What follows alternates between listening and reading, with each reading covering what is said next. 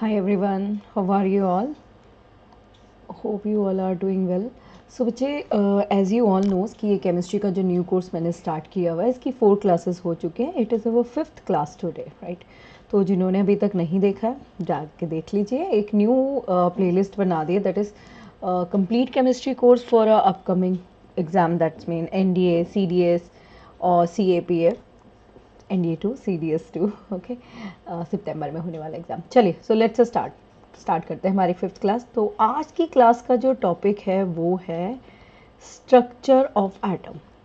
अच्छा, हुआ क्या स्ट्रक्चर ऑफ एटम पर लास्ट 2 ईयर से, हाँ लास्ट 2 ईयर से लगभग NDA के 2 पेपर एंड CDS के 2 पेपर है ना, CAPF के NDA के 4 हो गए, CDS के 4 हो गए और CAPF के 2 हो गए. तो आपने देखा होगा स्ट्रक्चर ऑफ एटम के क्वेश्चंस लगभग फिक्स हो चुके हैं.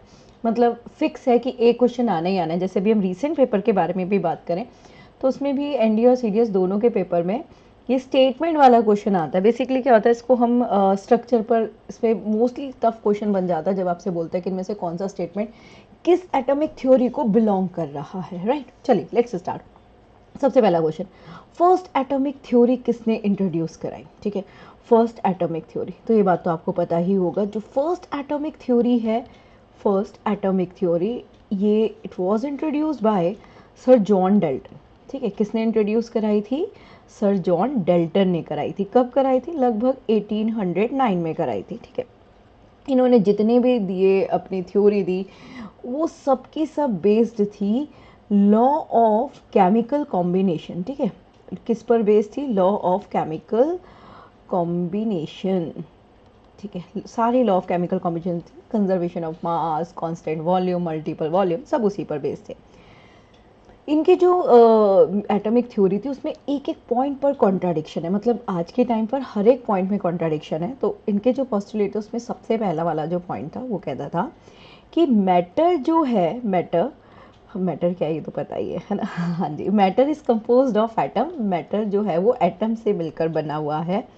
एटम जो है वो बहुत स्मॉलेस्ट पार्टिकल है जो किसी भी केमिकल रिएक्शन में ईजिली पार्टिसिपेट कर सकता है. अब ये कॉन्ट्राडिक्शन है क्योंकि एटम अगर पार्टिसिपेट कर रहा होता तो उसे मॉलिक्यूलर फॉर्म में आने की ज़रूरत ही ना पड़ती, राइट? सेकंड, एटम को ना तो हम क्रिएट कर सकते हैं ना हम डिस्ट्रॉय कर सकते हैं, है ना? और ना ही हम डिवाइड कर सकते हैं. किस पर बेस्ड हुआ ये law of conservation of mass पर बेस्ड हुआ. ठीक है, इसके बाद थर्ड वाला, अच्छा डिवाइड किया जा रहा है, हो रहा है क्योंकि रेडियो एक्टिविटी में डिवाइड हो रहा है. ठीक है, अब जैसे वन एलिमेंट है ये, ठीक है, इसके अंदर जितने एटम होंगे, this is a third point, जितने एटम होंगे वो सारे के सारे सिमिलर होंगे. दूसरा एलिमेंट है, इसमें जितने एटम्स होंगे वो सारे सिमिलर होंगे और ये दोनों एक दूसरे से डिफरेंट होंगे, राइट? ये था थर्ड वाला जो किस पर बेस्ड हुआ? Of course law of composition पर बेस्ड हुआ है ना. लेकिन अगर ऐसा था तो आइसोटॉप्स कैसे बनेंगे, है ना? आइसोबार कैसे बनेंगे? आइसोटोन्स कैसे बनेंगे? तो यहाँ पर भी कॉन्ट्राडिक्शन आया. फिर फोर्थ वाला जो पॉइंट था उसमें कहा कि जब भी कोई एटम कंबाइन होगा, ठीक है, तो वो हमेशा होल नंबर पर ही होगा. होल नंबर पर ही होगा. आप सोचो ये किस पर बेस्ड हुआ? ये बेस्ड हो गया law of multiple proportion. It's not mandatory कि हमेशा होल नंबर पर ही हो, है ना? फ्रैक्शन में भी हो जाता है. दैट्स मीन ये मेन उनके 4 पोस्टुलेट्स थे. ये चारों के चारों जो पोस्टुलेट्स है ये केमिकल कॉम्बिनेशन पर बेस्ड थे एंड ईच का कॉन्ट्राडिक्शन है, राइट? बट क्योंकि ये फर्स्टली इंट्रोड्यूस कराया गया था इसलिए आज भी फर्स्ट एटॉमिक थ्योरी में हम सर जॉन डेल्टन के ही पोस्टुलेट्स को देखते हैं. और कंपटीशन लेवल पे बात करें तो एक क्वेश्चन इसमें आ ही जाता है. खैर आगे बात करते हैं. सर जॉन डेल्टन ने और क्या क्या किया था केमिस्ट्री में? सर जॉन डेल्टन ने सिर्फ फर्स्ट एटॉमिक थ्योरी ही नहीं, जो हमारे एलिमेंट्स हैं उनके सिंबल्स भी बनाए थे, है ना? उनके सिंबल्स भी बताए थे. बट एक चीज़ और आपको बताऊं, इन्होंने जो भी सिंबल्स दिए थे आज वो भी सारे चेंज हो चुके हैं. लेकिन अगर पूछा जाता है फर्स्टली किसने करा तो वो भी थे हमारे सर जॉन डेल्टन. ठीक है भाई, चलो अब इसके बाद ये सर जॉन डेल्टन के पोस्टुलेट्स हो गए. सब कुछ बढ़िया चल रहा था, पता चल रहा था कि अच्छा भाई कोई एटम है. मतलब अभी तक तो कोई जानता ही नहीं था एटम के बारे में. उसके बाद जो फर्स्ट थ्योरी आई मतलब ऐसा नहीं है कि फर्स्ट थ्योरी, बट NCERT के अकॉर्डिंग सबसे ज़्यादा स्टेबल थ्योरी जो थी वो उसके बाद थी सर जे थॉमसन की. ठीक है, सर जे थॉमसन की. सर जे थॉमसन ने लगभग 1898 में प्रपोज करी थी अपनी ये थ्योरी, जिस पर उन्होंने बहुत सारी चीज़ें बताई थी। मतलब उन्होंने कहा कि चलो यहाँ पे पॉइंट्स में देख लेते हैं। इन्होंने कहा बेसिकली कि जो एटम है वो एक स्पेरिकल शेप में, पहला पॉइंट इन्होंने कहा एटम जो है वो स्पेरिकल शेप में है, जिसकी रेडियस लगभग 10⁻⁻10 मीटर के अराउंड है। एंड इन्होंने एक और चीज़ बोली थी कि जिसमें पॉजिटिवली चार्ज जो हैं पार्टिकल्स वो डिस्ट्रीब्यूट हैं, और जो डिस्ट्रीब्यूट है वो यूनिफॉर्मली डिस्ट्रीब्यूट हैं पॉजिटिव चार्ज, ठीक है। एंड जो इलेक्ट्रॉन्स हैं वो एम्बेडेड हैं। मतलब एम्बेडेड मतलब समझते हैं ना, धसे हुए वर्ड यूज़ कर सकते हैं, जैसे प्लम पुडिंग में ड्राई फ्रूट्स हो गया, आपके वाटरमेलन में सीड्स हो गया, है ना। तो बट ये जो यहाँ पर टर्म इन्होंने यूज़ करा, इन्होंने कहा कि ये स्टेबल इलेक्ट्रोस्टैटिक अरेंजमेंट है। What is the meaning of electrostatic? Electrostatic, और वो भी स्टेबल। स्टेबल का मतलब ये है कि जितने नेगेटिव उतने ही पॉजिटिव चार्ज। तो बेसिकली ये क्या हो गया, ये तो न्यूट्रल हो गया। बट जो मेन फीचर था ना इसमें वो ये था कि जो मॉडल ये कह रहा था द मास ऑफ एटम, कि एटम का जो भी मास है, मास ऑफ एटम, वो अज्यूम्ड किया जा रहा है यूनिफॉर्मली डिस्ट्रीब्यूट ओवर एटम। मतलब पूरे में है, पूरे में डिस्ट्रीब्यूट हुआ हुआ है और वो यूनिफॉर्मली डिस्ट्रीब्यूट हुआ हुआ है। एक्चुअली यही कॉन्ट्राडिक्शन था जे थॉमसन की एटॉमिक मॉडल का, है ना। अगर ये ऑलरेडी स्टेबल है और अगर ये यूनिफॉर्मली मास डिस्ट्रीब्यूटेड है, तो फिर क्या था कि इसको कॉम्बिनेशन प्रॉपर्टी जो थी वो फुलफिल नहीं हो रही थी, है ना।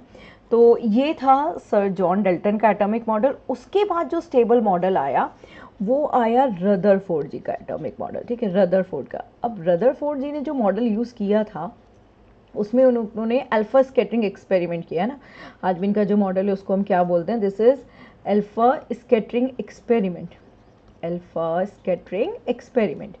अब अगर हम इस अल्फा स्कैटरिंग एक्सपेरिमेंट के बारे में बात करें तो पहला क्वेश्चन ये था कि इन्होंने क्या यूज़ किया था। तो इन्होंने ना एक गोल्ड फॉइल ली थी और उसके ऊपर बहुत सारे अल्फा पार्टिकल्स डाले थे ना, बम्बार्ड किया था बहुत ही थिन सी एक गोल्ड फॉइल लेके। अब एक क्वेश्चन ये आता है कि यार गोल्ड फॉइल क्यों ली थी? क्योंकि जो गोल्ड फॉइल होती है वो सबसे ज़्यादा क्या होती है, मेलेबल होती है ना। इसलिए इन्होंने यहाँ पर ये गोल्ड फॉइल ली थी। ओवरऑल कंक्लूजन की बात कर लेते हैं कि कंक्लूजन क्या था। कंक्लूजन ये निकला था, जो कि बहुत इंपॉर्टेंट पॉइंट था। एक्चुअली इनके मॉडल से पता चला था, that's a very important point. और ये Rutherford atomic theory alpha scattering experiment तो हमेशा से मेरी साइड से इंपॉर्टेंट होता है कि एग्जाम में आता ही आता है लगभग। तो अकॉर्डिंग टू एटॉमिक, ये रदरफोर्ड्स की एटॉमिक मॉडल, जो एग्जैक्टली प्रेजेंस का पता चला वो न्यूक्लियस की प्रेजेंस का पता चला। फर्स्ट पॉइंट है ना, अगर बोला जाता है इससे किसके प्रेजेंस का पता चला तो न्यूक्लियस का पता चला।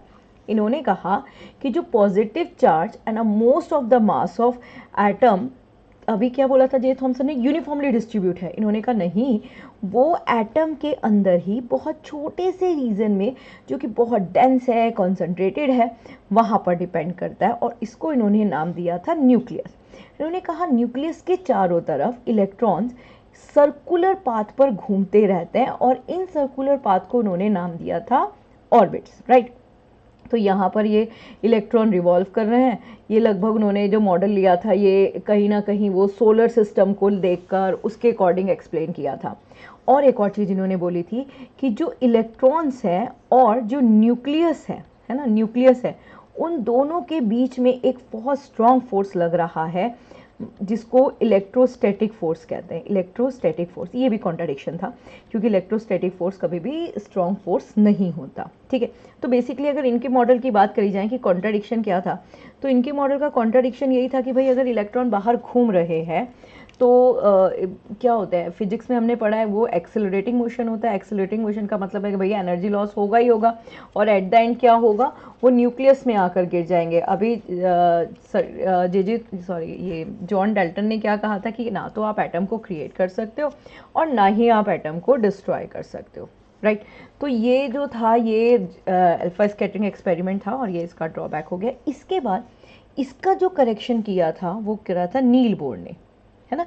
वो किसने करा था, नील बोर जी ने करा था। तो नील बोर जी ने कहा कि और सारी चीज़ें तो ठीक हैं बट ये जो इलेक्ट्रॉन्स के मोशन का जो स्टेप है वो उसमें थोड़ा सा चेंजेस है। और इन्होंने इस पे हालांकि हाइड्रोजन एटम का इन्होंने रूल यूज़ किया था, बट अभी हम यहाँ पे डायरेक्ट बात करते हैं क्योंकि उसके बारे में हम लोग बात कर लेंगे हमारे क्वांटम नंबर में। तो बोर जी का जो एटॉमिक मॉडल था, उन्होंने कहा कि yes atom is in a spherical shape, right, and atom का सारा जो मास है वो सारा मास मतलब ऑलमोस्ट जो मास है वो न्यूक्लियस के ऊपर डिपेंड करता है। न्यूक्लियस के अंदर प्रोटॉन के साथ में न्यूट्रॉन भी हैं, और प्रोटॉन पर पॉजिटिव चार्ज, न्यूट्रल जो है वो न्यूट्रल है, और दोनों न्यूक्लियर फोर्स से बाउंड हुए हुए हैं। एंड इसके बाहर जो इलेक्ट्रॉन है वो एक ऑर्बिट की बजाय डिफरेंट ऑर्बिट्स में घूमते हैं, और अब इन्होंने इन ऑर्बिट्स का नाम चेंज करके शेल रख दिया था। डिफरेंट शेल में घूमते हैं, और ये जो शेल है इनका जो डिस्ट्रीब्यूशन है वो अकॉर्डिंग टू द उनके मोमेंटम के इंक्रीजिंग ऑर्डर में है। और मोमेंटम जो है वो एनर्जी लेवल यानी नंबर ऑफ इलेक्ट्रॉन पर बेस्ड है। मतलब इन्होंने कहा कि जो शेल है इनका नाम है KLMN, this is KLM and so on, जिनके अंदर नंबर ऑफ इलेक्ट्रॉन्स फिलिंग का फॉर्मूला था 2n²। अकॉर्डिंग टू दिस ये K दैट इज N1, तो इसमें 2 इलेक्ट्रॉन मैक्सिमम, इसमें 8, 18, 32 एंड सो ऑन। ड्यूरिंग जब भी कोई इलेक्ट्रॉन अपने शेल में घूम रहा है तो एनर्जी का लॉस नहीं करेगा, राइट। तो उनके मॉडल के अकॉर्डिंग ये था, द इलेक्ट्रॉन जब अपने ऑर्बिट में घूम रहा है तो does not change the energy level, मतलब वो स्टेशनरी रहेगा, बट एनर्जी चेंज होगी अगर वो अपने शेल को चेंज करेगा। फॉर एग्जांपल ये यहाँ से यहाँ आता है या यहाँ से यहाँ जाता है, तो वहाँ पर इनकी जो एनर्जी है वो चेंज होगी, और जो भी एंगुलर मोमेंटम होगा वो h/2π का मल्टीपल होगा। यही बोला था सर जॉन डेल्टन ने, तो सॉरी बोर जी ने, नील बोर जी ने। तो नील बोर जी का जो मॉडल था बेसिकली वो जो इलेक्ट्रॉन का मोशन था उसको कम्प्लीटली एक्सप्लेन कर पाया था, और ये नंबर ऑफ इलेक्ट्रॉन्स के बारे में बता दिया था। बेसिकली क्या था, नील बोर जी के एटॉमिक मॉडल में भी कॉन्ट्राडिक्शन था, बट वो जो था वो केमिकल रिएक्शंस यानी केमिकल बॉन्ड से रिलेटेड था, जिसको फिर आगे चल के बहुत सारे साइंटिस्ट, जैसे आपने वो पढ़ा, आपबाउ इलेक्ट्रॉन कॉन्फ़िगरेशन पढ़ा, हुन रूल पढ़ा, उन सब ने इनके ही बोर के जो एटॉमिक मॉडल में वेरिएशन था उसको एक्सप्लेन किया। बेसिकली जो नील बोर का एटॉमिक मॉडल था वो हायर नंबर्स के लिए एप्लीकेबल नहीं था। हायर नंबर्स बोले तो जिनका एटॉमिक नंबर बहुत ज़्यादा था, ठीक है। तो ये एटॉमिक मॉडल जो है, एटॉमिक स्ट्रक्चर थे, ये मैंने आपको जो जो बताए हैं, ये एटॉमिक मॉडल को प्लीज़ लर्न कर लीजिएगा, एक एक स्टेप को लर्न कर लीजिएगा। नेक्स्ट क्लास में मिलेंगे और उसमें मैं आपको फंडामेंटल सब एटॉमिक पार्टिकल्स के बारे में बताऊंगी। दैट्स मीन वो जो क्लास रहेगी वो एटॉमिक स्ट्रक्चर की सेकंड क्लास होगी, ठीक है। और आज के लिए इतना ही करते हैं। कुछ भी अगर आपको डाउट हो तो प्लीज़ बताइएगा। थैंक यू, जय हिंद।